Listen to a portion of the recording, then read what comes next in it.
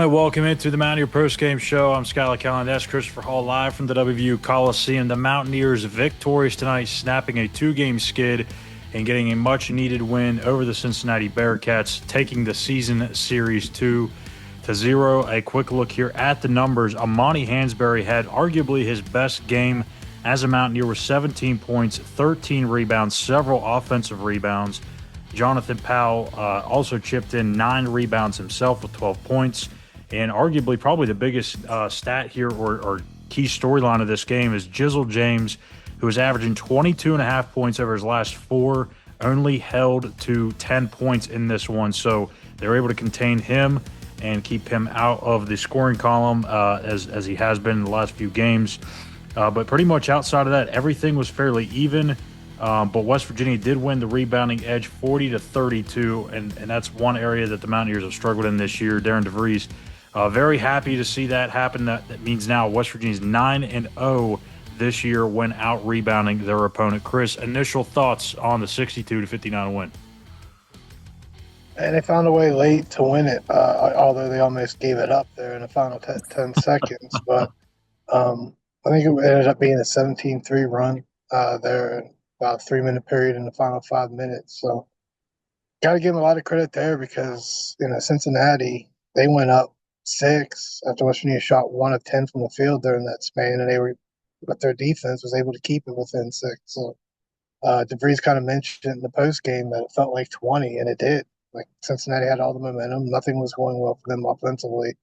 And for them to continue to battle and continue to shoot, says a lot about this team. I mean, they've kind of shown their grit all season long. When things haven't gone well, they bounced back, played hard, maybe came up short again, but they continue to battle. And this was just another night that kind of highlighted their will to win. They've been challenged, and they just keep stepping up and answering the call. So it's not going to get any easier moving forward, but having a grind out win like this shows a lot. You mentioned rebounding. 12 offensive rebounds and 7 of them coming from Amani.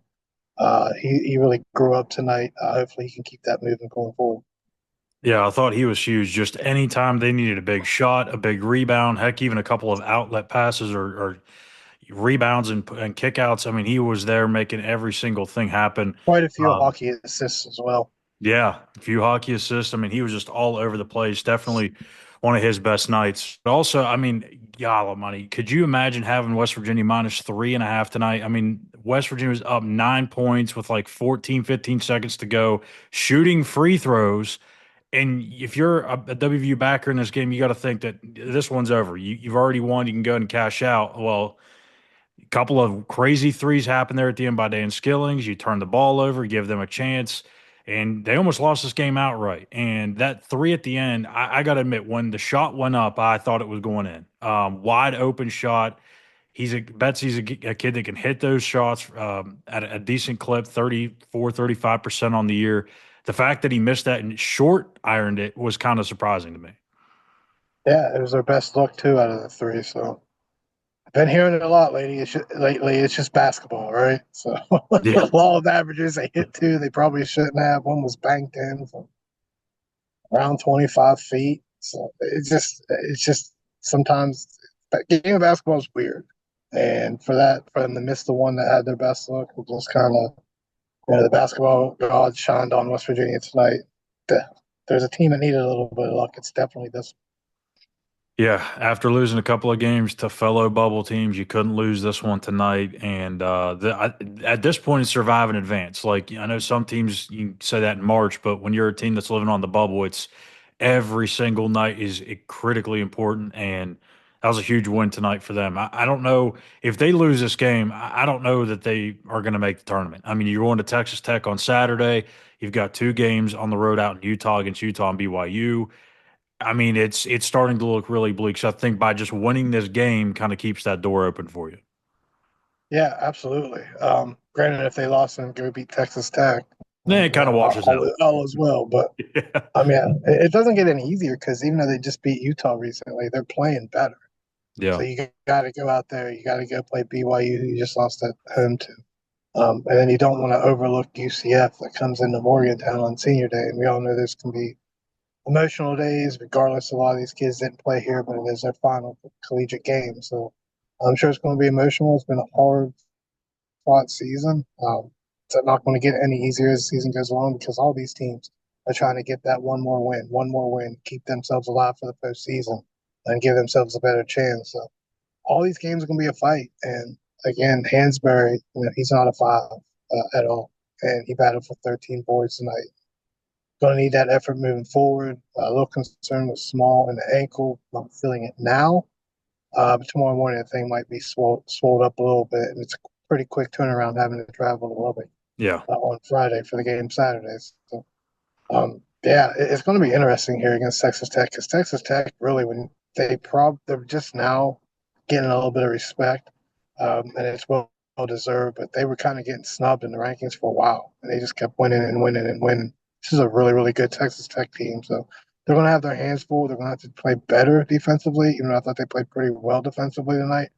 But they only forced 6 turnovers tonight, so they're going to have to really, probably double that at best. Really, really going to have to amp it up against Texas Tech for them to win it. Thought they did a lot better job not reaching and fouling, as maybe why they didn't get as many turnovers.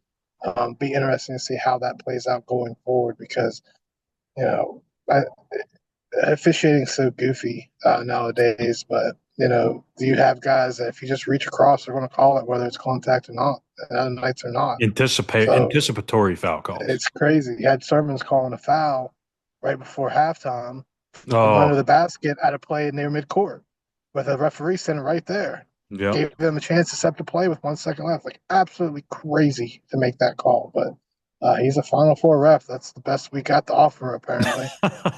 So it's it's wild. So definitely, they've been doing that all season long, where they've been reaching in and getting a lot of fouls. And again, it's debatable whether the fouls or not, but thought it showed a lot of discipline to really turn that around and it quick.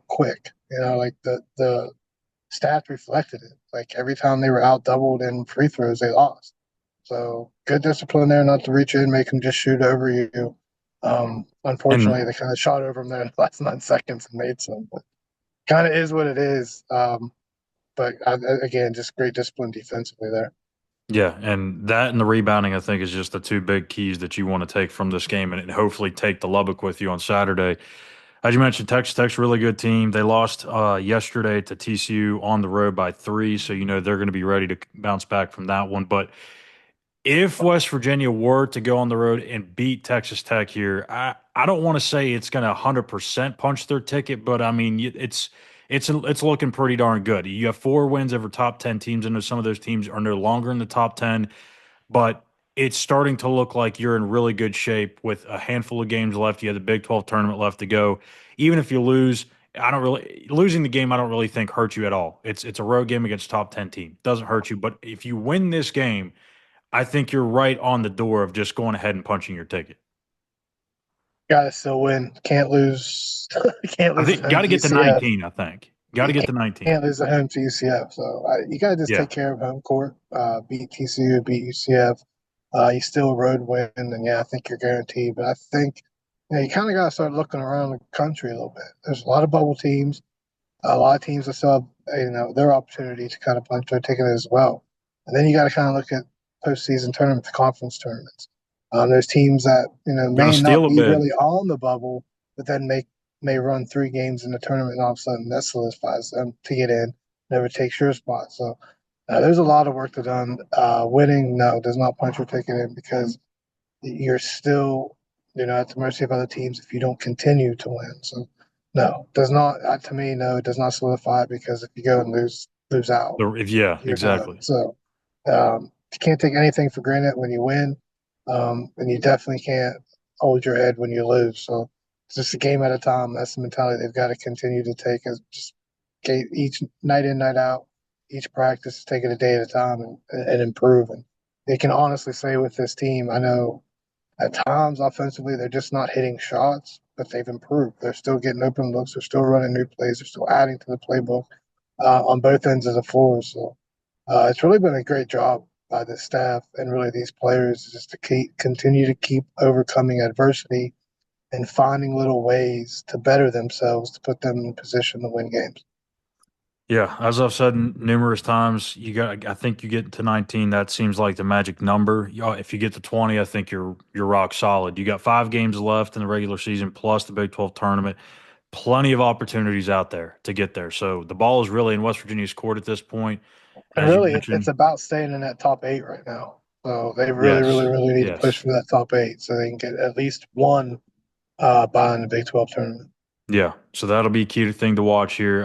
It's a fun time of year, even though West Virginia might be on the bubble at this point. They're not really contending for a Big 12 title. You can at least Think fight of for it, it's seeding. tournament play right now. Right now, you're Yeah, in tournament play for the most part right now. yeah, exactly. So that'll do it for us here tonight. West Virginia again, winners over Cincinnati, 62-59. They'll head to Lubbock on Saturday to take on the top 10 Texas Tech Red Raiders. For Christopher Hall, I'm Scala Callihan. Thank you guys for watching. We'll be back here in a couple of days to recap the Mountaineers and Red Raiders.